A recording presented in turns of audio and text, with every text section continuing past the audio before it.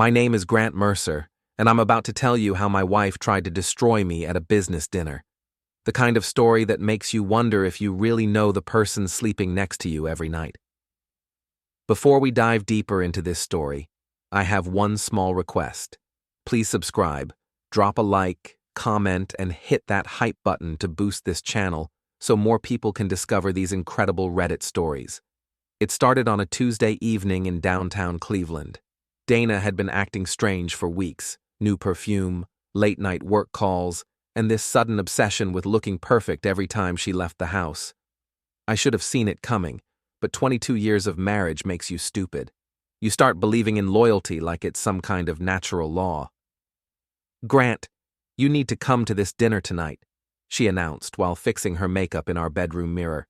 "It's important for my career." Dana worked as an HR recruiter for a tech firm called Nexus Solutions. Big glass building, yoga balls in the conference rooms, and the kind of fake corporate culture that makes you want to punch something. I sold commercial real estate, old-school handshakes and actual human conversation. We were different people who somehow made it work for over 2 decades. "What kind of dinner?" I asked, loosening my tie. I'd just gotten home from showing a warehouse to some investors, and I was tired. "Business dinner. My boss Victor wants to meet you." She paused, studying herself in the mirror. "He's heard a lot about you." The way she said it made my skin crawl. Like she'd been discussing our private life with this guy, but I agreed because that's what husbands do. We show up, smile, and pretend everything's fine even when it isn't. The restaurant was one of those overpriced places downtown where they serve tiny portions on huge plates and charge you $50 for the privilege. I wore my best suit, navy blue, nothing fancy but clean and professional. Dana looked stunning in a black dress I'd never seen before. Victor Bran was already waiting at the table when we arrived. Mid-50s, silver hair, expensive watch, and the kind of smile that never reaches the eyes. He stood up when he saw us coming, but his attention was entirely focused on Dana. "Dana, you look absolutely radiant," he said, taking her hand and holding it just a little too long. Then he turned to me with that practiced corporate handshake. "And you must be Grant. I've heard so much about you." We sat down, Victor and Dana on one side of the table, me on the other, like I was being interviewed or interrogated. The waiter came by, and Victor ordered wine without asking what we preferred. Expensive wine, the kind that costs more than my monthly car payment. "So, Grant," Victor said, swirling his wine like he was some kind of expert, "Dana tells me you're in commercial real estate. Must be tough these days with the market being so unpredictable." "I do fine," I replied. "People always need places to do business." Of course. He smiled that fake smile again, though I imagine it's not quite as sophisticated as what Dana does. HR is really the heart of any modern company. We couldn't function without people like her. Dana beamed at the compliment. Actually beamed, like a teenager getting praised by her favorite teacher. The conversation continued like that for the next hour. Victor praising Dana's work, making subtle digs at my profession, and Dana soaking up every word. I felt like a third wheel at my own wife's dinner. Then came the moment that changed everything. "You know, Grant," Victor said, cutting into his overpriced steak, "Dana and I have been working very closely together on some new initiatives. Very closely. Sometimes we have to work late into the evening, just the two of us, really focusing on the details." The way he emphasized "very closely" and "just the two of us" wasn't subtle. It was deliberate. He was telling me something, and he wanted me to know he was telling me. Dana's face went red, but she didn't contradict him. She just smiled nervously and took another sip of wine. "That's nice," I said, keeping my voice level. "Dana's always been dedicated to her work." "Oh, she's dedicated all right," Victor chuckled. "Very dedicated. In fact, we've gotten so close that I sometimes forget she's married. Don't you, Dana?" Dana's laugh was forced and uncomfortable. "Victor, you're terrible." But she didn't deny it. She didn't defend our marriage or shut down his inappropriate comments. She just sat there, letting this sleazy corporate predator disrespect me at our own dinner table. That's when I realized what was happening. This wasn't a business dinner. This was Victor showing off his conquest. He was parading my wife in front of me, marking his territory like some kind of animal. The rest of the dinner passed in a blur of passive-aggressive comments and uncomfortable silences. Victor paid the check with a flourish, making sure I saw him tip the waiter more than I usually spent on groceries in a week. On the drive home, Dana was quiet. Too quiet. "Interesting guy, your boss," I said, keeping my eyes on the road. "He's very successful," she replied. "Very ambitious. He sees potential in people." "I bet he does." She turned to look at me. "What's that supposed to mean?" "Nothing, just making conversation." But it wasn't nothing, and we both knew it. Something had shifted during that dinner. A line had been crossed, and there was no going back. When we got home, Dana went straight to the bedroom and closed the door. I sat in my recliner in the living room, staring at the ceiling and trying to process what I'd just witnessed. My phone buzzed with a text message. Unknown number. "Hope you enjoyed dinner. Your wife certainly did. V." I stared at the message for a long time before deleting it. Then I poured myself 3 fingers of bourbon and tried to figure out how my life had gotten so complicated. The next few days were torture. Dana started working later, coming home with stories about important projects and strategic planning sessions that always seemed to involve Victor. She'd shower as soon as she got home, washing off whatever evidence might be clinging to her skin. I'm not stupid. I've been around long enough to recognize the signs. The new lingerie that never made an appearance in our bedroom. The way she guarded her phone like it contained state secrets. The sudden interest in going to the gym and getting her nails done. But knowing something and proving it are 2 different things. And confronting your wife about an affair without proof is like jumping off a cliff without checking if there's water below. I decided to do some detective work. It started small. I paid attention to her schedule, noting when she said she'd be home versus when she actually showed up. I listened to her phone conversations from the other room, trying to catch fragments that might reveal something. Then I got lucky. Dana left her laptop open on the kitchen table while she took a shower. I wasn't snooping, at least that's what I told myself. I was just closing it to move it out of the way when I saw the email notification pop up. "Can't wait to see you tonight. Room 412. V." My hands were shaking as I clicked on the email. What I found made my stomach drop through the floor. Months of correspondence, intimate messages that made it clear this wasn't just an emotional affair. Hotel reservations, plans for weekend getaways when she'd told me she was visiting her sister. Photos that I couldn't bring myself to look at for more than a few seconds. The worst part wasn't the betrayal itself. It was how long it had been going on. How many times she'd looked me in the eye and lied. How many times she'd come home from being with him and kissed me goodnight like nothing had happened. I printed everything. Every email, every photo, every receipt. Then I closed the laptop and went to my workshop in the garage, where I sat among my tools and tried to figure out what to do next. The smart thing would have been to call a lawyer immediately, start divorce proceedings, divide assets, move on with my life. But I wasn't feeling smart. I was feeling angry, the kind of deep, burning anger that makes you want to break things. Instead, I called my old friend Mike Rodriguez. Mike ran a boxing gym downtown where I'd been working out for the past few years. He was also the closest thing I had to a therapist. "You sound like hell," Mike said when I walked into the gym that evening. "Feel like it too." I started wrapping my hands, getting ready to beat the heavy bag until my knuckles bled. "Woman trouble?" Mike had been married 3 times. He could smell relationship drama from a mile away. "You could say that." I told him everything while I pounded the bag. The dinner, the emails, the photos, all of it.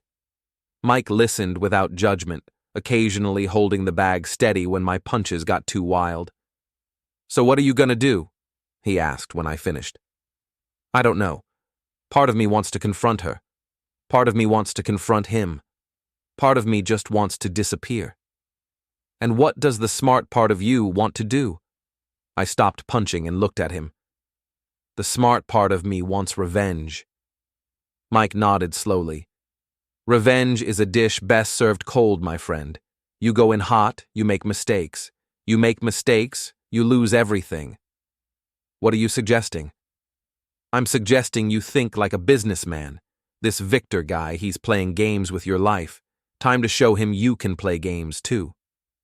That night, I started planning.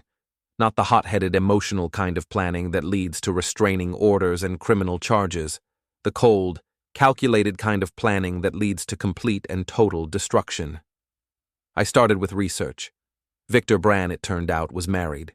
His wife Jennifer was a prominent local attorney who specialized in corporate law. They had 2 kids in college and a reputation in the community as a power couple. I wondered if Jennifer knew what her husband was doing in hotel rooms with other men's wives. Next, I researched Nexus Solutions, publicly traded company with strict policies about workplace relationships and conflicts of interest. The kind of policies that could get someone fired if they were violated. I also looked into Dana's position at the company. She was good at her job, but not irreplaceable, and if certain information about her personal conduct became public knowledge, her career prospects could take a serious hit. The more I researched, the more options I discovered. Victor and Dana thought they were being clever, sneaking around behind everyone's backs, but they'd left a trail of evidence that could destroy both of their lives if it fell into the wrong hands. And I was definitely the wrong hands. My phone rang while I was making notes. Dana's number. "Hi, honey," she said, her voice sickeningly sweet. "I'm going to be late tonight. Big presentation tomorrow, and Victor wants to go over everything one more time." "Of course he does," I replied. "Don't work too hard. You're the best. I love you." The words hit me like a physical blow. How could she say that? How could she tell me she loved me while she was planning to spend the evening in bed with another man? "Love you too," I lied. After I hung up, I sat in the silence of our empty house and made a decision. If Dana and Victor wanted to play games, I'd give them a game they'd never forget. I picked up my phone and started making calls. The first call was to a private investigator named Sarah Wiseman. I'd used her services before for business deals where I needed to verify information about potential partners. She was discreet, thorough, and expensive. "I need documentation," I told her over coffee the next morning. "Photos, video, financial records, everything." Sarah was in her 40s, with short black hair and the kind of intense focus that made you believe she could find anything if you gave her enough time and money. "Cheating spouse?" she asked, not bothering with small talk. "Among other things, I need enough evidence to destroy 2 careers and possibly a marriage." She raised an eyebrow. "That's pretty comprehensive destruction you're planning." "They started it. I'm just going to finish it." Sarah nodded and quoted me a price that made me wince. But it would be worth it to see the look on Victor's face when his world came crashing down. While Sarah worked on gathering evidence, I started phase 2 of my plan. I needed allies, and I knew exactly where to find them. Dana's best friend was a woman named Rebecca Martinez. They'd known each other since college and talked almost every day. If anyone knew about the affair, it would be Rebecca. I called her on a Thursday afternoon when I knew Dana would be at work. "Grant, is everything okay?" Rebecca sounded surprised to hear from me. "I need to talk to you about Dana," I said. "In person, it's important." We met at a coffee shop near Rebecca's house. She worked as a nurse at Cleveland Clinic and had the kind of straightforward personality that didn't tolerate nonsense. "Rebecca," I began, "I'm going to ask you a direct question, and I need you to give me a direct answer. Is Dana having an affair?" Her face went pale. "Grant, Please. I already know the answer. I just need to know if you knew." Rebecca stared into her coffee cup for a long moment. She told me it was just emotional, that nothing physical had happened. She lied to you too. I showed her some of the printouts from the emails. Not the explicit photos, but enough to make it clear that this was far more than an emotional connection. Rebecca's hands shook as she read. "Oh my God, Grant, I'm so sorry. I told her she was making a mistake, but she said you two had grown apart. She said you didn't understand her anymore. Did she tell you she was planning to leave me?" She mentioned it, but I thought it was just talk. You know how Dana gets when she's upset. I did know how Dana got.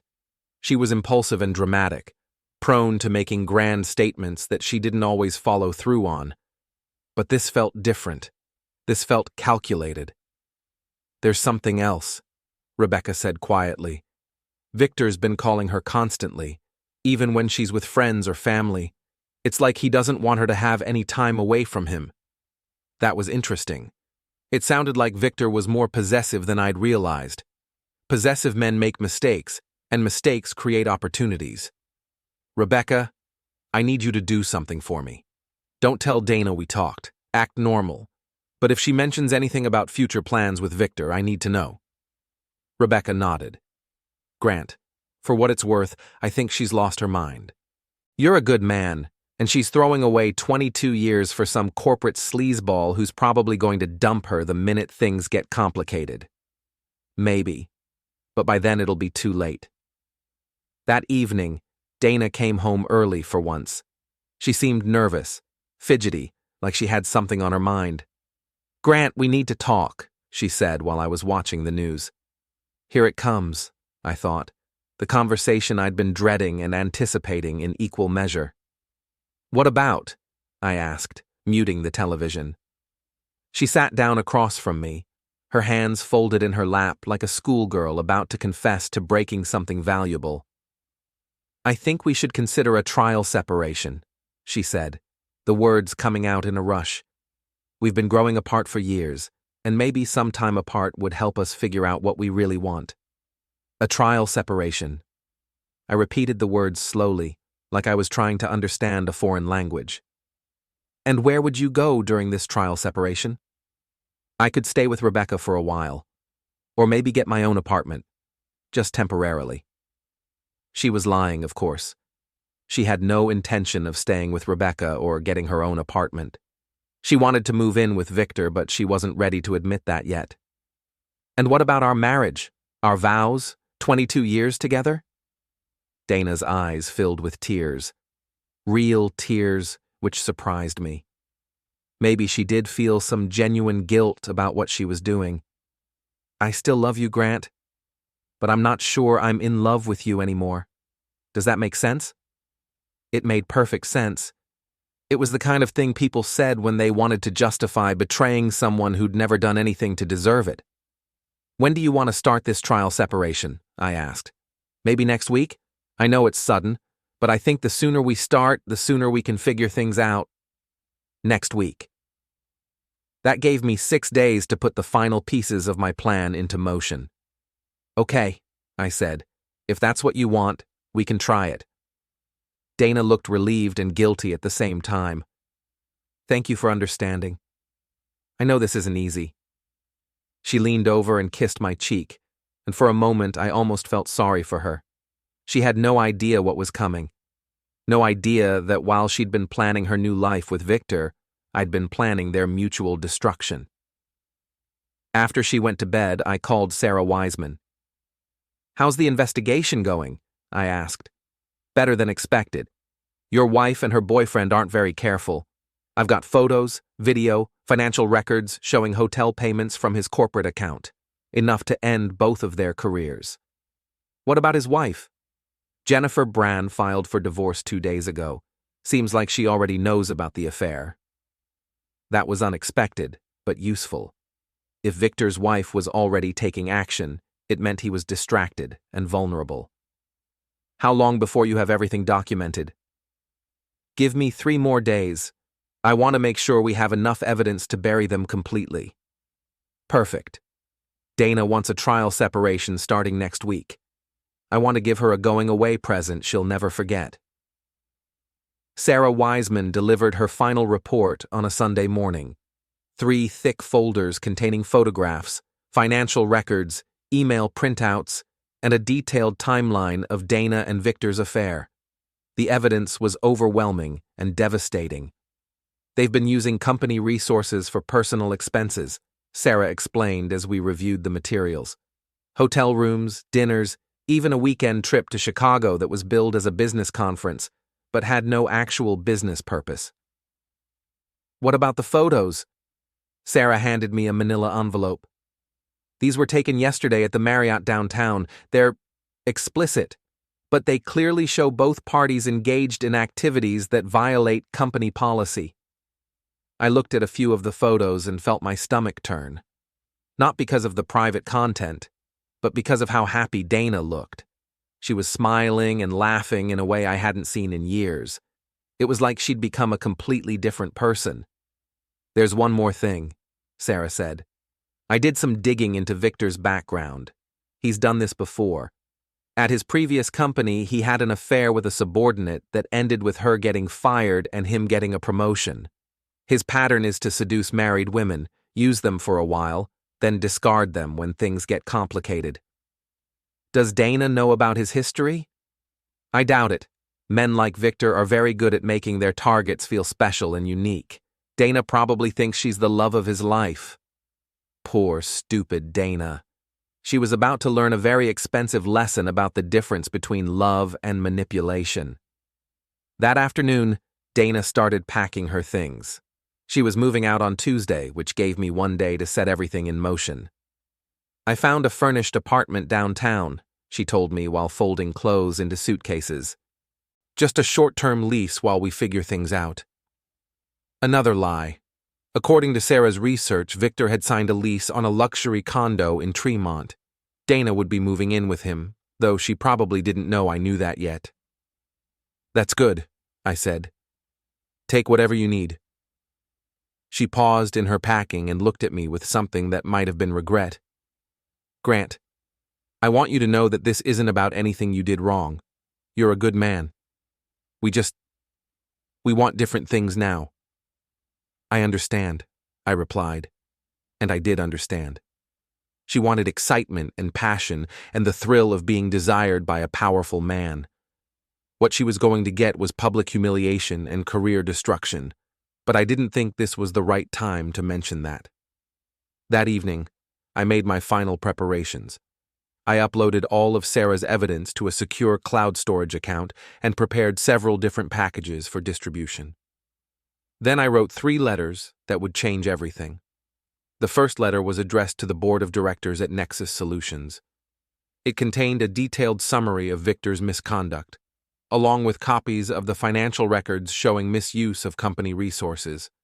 I also included several of the less explicit photographs and email exchanges. The second letter was addressed to the Cleveland Bar Association's Ethics Committee. While Victor wasn't a lawyer, several of his business dealings had involved potential conflicts of interest that could affect his business partners who were attorneys. The third letter was addressed to Dana's professional network. HR recruiters depend on their reputation for discretion and ethical behavior. Photos of Dana in compromising positions with her boss would make it very difficult for her to find work in the field. But letters were just the beginning. I had something much more dramatic planned for their last day together. Monday morning, I called Victor's office. Mr. Brand's office, this is Jennifer speaking. Hi, Jennifer. This is Grant Mercer. I met Mr. Brand at a business dinner last week, and he mentioned he might be interested in some commercial properties I have available. Is he free for lunch today? Let me check his calendar.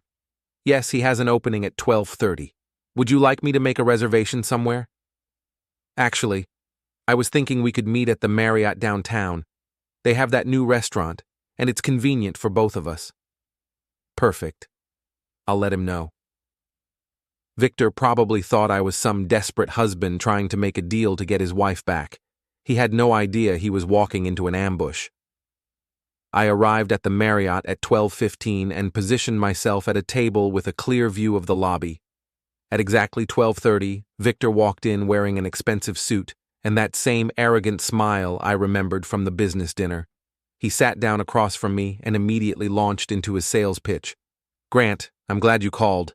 Dana speaks very highly of your business acumen, and I'm always looking for investment opportunities."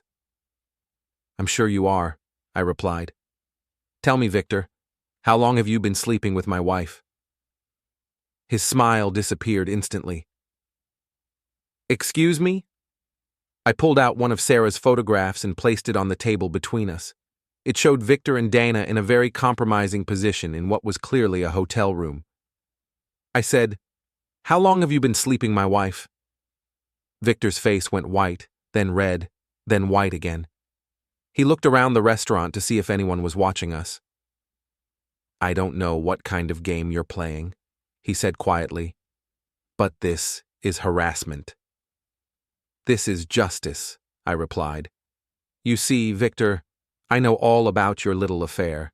The hotels, the expenses, the lies. I also know about your pattern of seducing subordinates and destroying their lives when you're done with them." I pulled out another folder and spread its contents across the table. Financial records, email printouts, more photographs.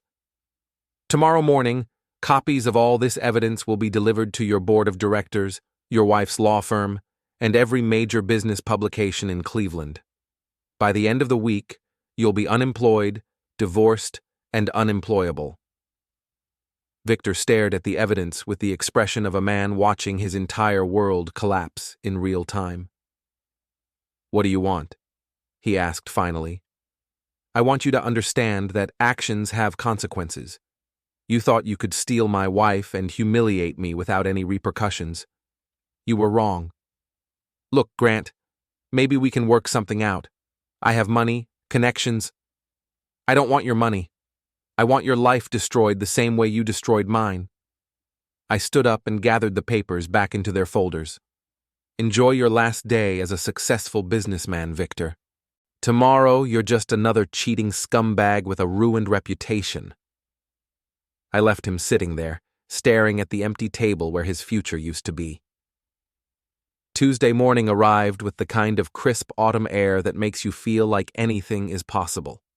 Dana had already left for work, planning to come back that evening to get the last of her things before moving to her new apartment. At 9 a.m. sharp, I began making deliveries. The first package went to Nexus Solutions Board of Directors. I hand-delivered it to the corporate headquarters, making sure to get a receipt showing it had been received by the chairman's office. The second package went to the Cleveland Bar Association. While Victor wasn't a member, several of his business associates were, and professional misconduct had a way of spreading through the legal community like wildfire. The third package was the most satisfying. I'd compiled a comprehensive dossier on both Dana and Victor, including their affair, misuse of company resources, and Victor's history of workplace misconduct. This package went to every major HR firm in Cleveland, along with a cover letter explaining why they might want to reconsider any business relationships with either party. By 10 a.m., my phone started ringing. The first call was from Rebecca Martinez. "Grant, what the hell did you do? Dana just called me crying. She said Victor got fired this morning and security escorted him out of the building." "Really? That's unfortunate. Don't play dumb with me. This has your fingerprints all over it." "Rebecca, Dana made her choice. She chose to betray 22 years of marriage for a man who's made a career out of using and discarding women. I just made sure there were consequences for that choice." "She's devastated, Grant. Completely devastated." "Good. Maybe now she understands how I felt when I found out about the affair." The second call came an hour later. It was Dana herself, and she was hysterical. "Grant, please tell me you didn't do this. Please tell me you weren't responsible for what happened to Victor." "What happened to Victor?" I asked innocently. "He got fired. They said he violated company policy and misused corporate resources. Security escorted him out like he was a criminal. That's terrible. I hope it wasn't anything serious." "Grant, I know it was you. Victor said you met with him yesterday and threatened him." I had lunch with Victor yesterday. We discussed business opportunities. If he interpreted that as a threat, maybe he has a guilty conscience about something. Dana was crying now, big sobbing gasps that made her words almost unintelligible. How could you do this to me? How could you destroy my life like this? I didn't destroy your life, Dana. You did that all by yourself when you decided to have an affair with your boss. I just made sure everyone knew about it. I never meant for this to happen. I never meant to hurt you. But you did hurt me. You humiliated me, lied to me, and threw away our marriage for a man who was using you. Did you really think there wouldn't be consequences? The line went quiet for a long moment. When Dana spoke again, her voice was different, harder. I'm not coming home tonight. I can't face you right now. That's fine. Your things will be packed and waiting on the front porch. Grant. I hung up. The third call came that afternoon. It was Victor, and he sounded like a broken man. You snake, he said without preamble. You destroyed everything. My job, my marriage, my reputation. Are you happy now? Getting there, I replied. How's the job search going? I imagine it's difficult to find work when every potential employer knows you're a predator who steals company money to pay for hotel rooms. I never stole anything. Those expenses were legitimate business costs. Really? Because the receipts I have show you billing the company for rooms you used to have closeness with my wife. I'm pretty sure that's not a legitimate business expense. Victor was quiet for a moment. When he spoke again, his voice was barely a whisper. What do you want from me? I've lost everything. My wife filed for divorce. My kids won't speak to me. I can't get a job anywhere in the city. What more do you want? I want you to disappear. Leave Cleveland, change your name, start over somewhere else. And if you ever contact my wife again, I'll make sure your new employers know exactly what kind of man they're dealing with. And if I do that, if I leave and never come back, then maybe I'll stop distributing copies of those photographs to every business journal in Ohio. Victor hung up without another word. That evening, I sat in my empty house and waited. Dana's things were packed and sitting on the front porch, just as I'd promised. At around 8 p.m., I heard a car pull into the driveway. I watched from the window as Dana got out of Rebecca's car and walked slowly toward the house. She looked older somehow, like the events of the day had aged her years in just a few hours. She knocked on the door, even though she still had keys.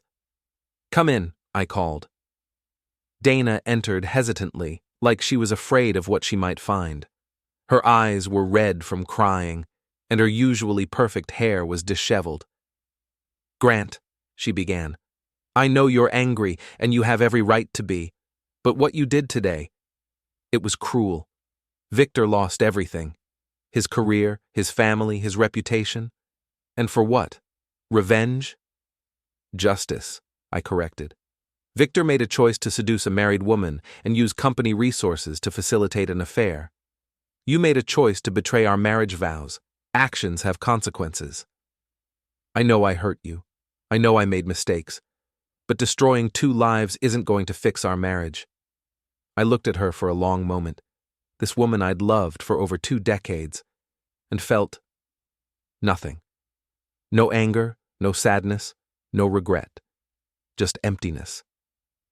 Our marriage was over the moment you decided Victor Brann was more important than the vows we made to each other. Everything that happened today was just cleanup. Dana started crying again, but these weren't the hysterical sobs from our phone conversation. These were quiet, defeated tears. So, what happens now? She asked. Now you leave. You start over. You figure out who you are when you're not someone's wife or someone's mistress. And maybe, eventually, you understand why what you did was so unforgivable. She nodded slowly and walked toward the door. Then she turned back one last time. For what it's worth, Grant, I did love you. I still do, in my own way. I know, I replied. That's what makes this so sad. After she left, I poured myself a drink and sat in my recliner, listening to the silence of my empty house. It wasn't the ending I'd imagined when I married Dana all those years ago, but it was the ending we'd earned through our choices. My phone buzzed with a text message. It was from Sarah Wiseman. Saw the news about Nexus Solutions firing their VP. Nice work. Invoice is in the mail. I smiled and deleted the message. Then I turned off my phone, finished my drink, and went to bed. Tomorrow would be the first day of whatever came next, and for the first time in months I was looking forward to finding out what that might be.